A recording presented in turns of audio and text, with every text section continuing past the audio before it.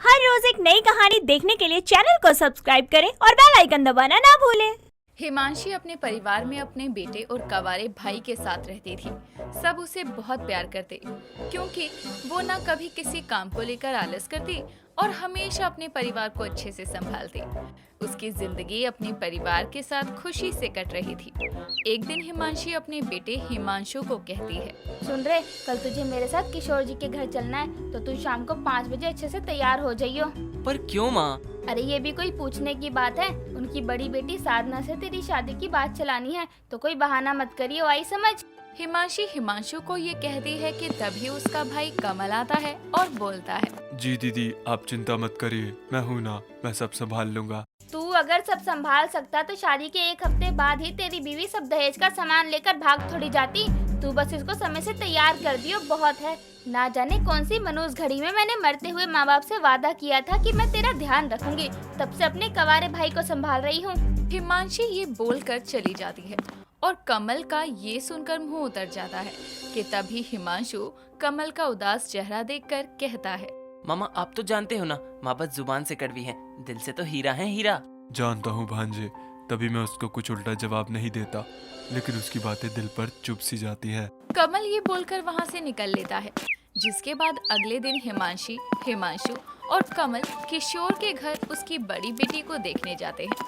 लेकिन जैसे ही किशोर की बड़ी बेटी साधना चाय की ट्रे और छोटी बेटी नीलम नाश्ते की ट्रे लेकर आती है, हिमांशु को किशोर की बड़ी बेटी साधना की जगह छोटी बेटी नीलम पसंद आती है, तो वो सबके आगे कहता है, जी मुझे मामा से 1 मिनट अकेले में कुछ बात करनी है।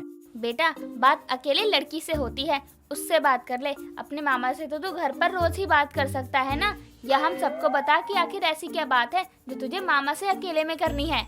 जी ठीक है, अगर आपको सुनना है तो सुनिए। मुझे साधना नहीं नीलम पसंद है और मैं नीलम से शादी करना चाहता हूँ। ये सुनकर सब चौंक जाते हैं। तभी किशोर की बीवी मेघा कहती है, जी देखिए, आप बड़े खानदान के लोग हैं, हमको अपनी छोटी बेटी की शादी आपके घर में करने में कोई दिक्कत नहीं है, लेकिन जब तक बड़ी बेटी की शादी नहीं हो जाती हम छोटी बेटी की शादी नहीं कर सकते। समाज क्या बोलेगा, उम्मीद है आप समझ जाएंगे। बस इतनी सी बात। मैं साधना के लिए एक अच्छा सा लड़का तलाशने की पूरी जिम्मेदारी लेता हूँ, फिर तो आपको कोई दिक्कत नहीं है ना।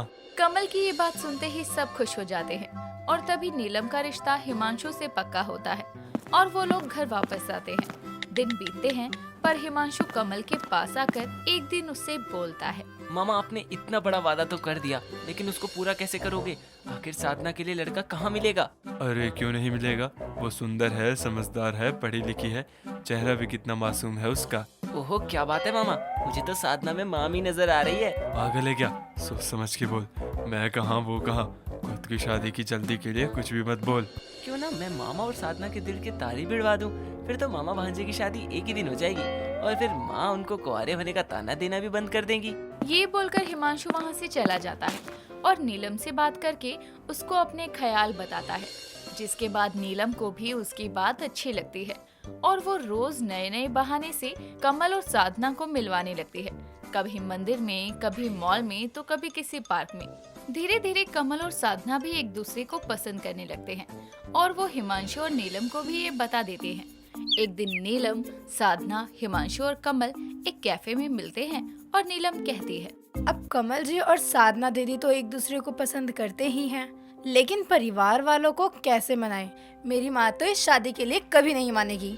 अगर कमल जी और मैं मंदिर में शादी कर ले तो, और बाद में जाकर सबका आशीर्वाद ले लेंगे। नहीं साधना, मैं ये नहीं कर सकता। पर क्यों कमल जी? भले ही मैं तुमसे बहुत प्यार करता हूँ, लेकिन मेरी पहली बीवी के भागने से मेरी दीदी की बहुत बदनामी हुई है, इसीलिए अब मैं ऐसा कोई काम नहीं करूँगा जिससे दीदी की फिर से बदनामी हो।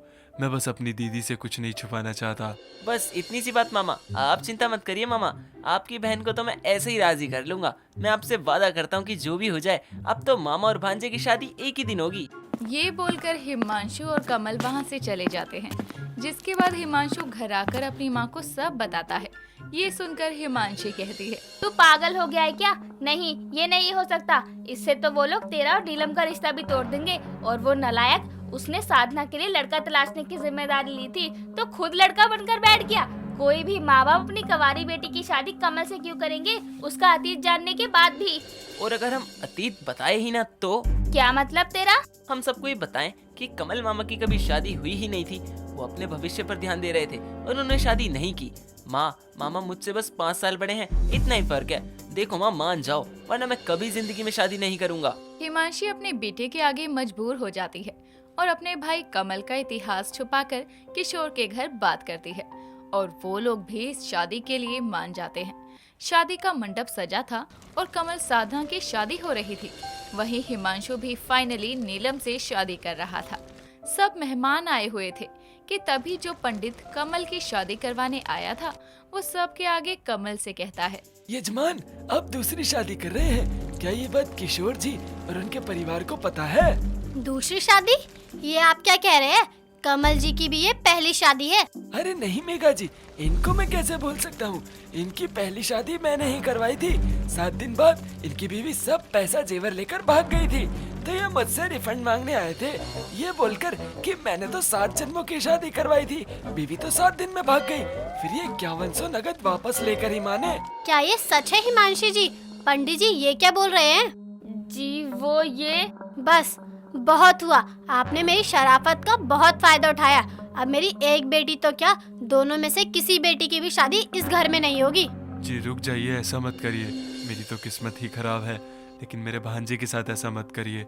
वो नीलम को बहुत प्यार करता है और हमेशा खुश रखेगा। मैं आपसे वादा करता हूँ, मैं इन सब से दूर चला जाऊंगा। नहीं मामा, मैंने वादा किया था, शादी होगी तो मामा भांजे की साथ होगी, वरना किसी की नहीं होगी। ये बोलकर हिमांशु सहरा उतार कर कमल का हाथ पकड़कर जाने लगता है कि तभी दुल्हन के लिबास में नीलम और साधना आती हैं और दोनों का हाथ थाम लेती हैं। तभी साधना कहती है, आप लोग हमसे शादी करने आए हैं और आप हमें लिए बिना ही जा रहे हैं। हाँ माँ, भले ही कमल जी ने आपको धोखा दिया हो, लेकिन दीदी को सब पहले ही बता दिया था। और जितना प्यार मैं और हिमांशु एक दूसरे से करते हैं, उतना ही साधना दीदी और कमल जी जो एक दूसरे से करते हैं। तो मान जाइए ना। माँ, कमल जी मुझे बहुत खुश रखेंगे, उनको एक मौका तो दीजिए। मैं आपके आगे हाथ जोड़ती हूँ मेघा जी, मेरे भाई के और बेटे की जिंदगी बर्बाद मत करिए। कमल बहुत अच्छा लड़का है, वो साधना को बहुत खुश रखेगा।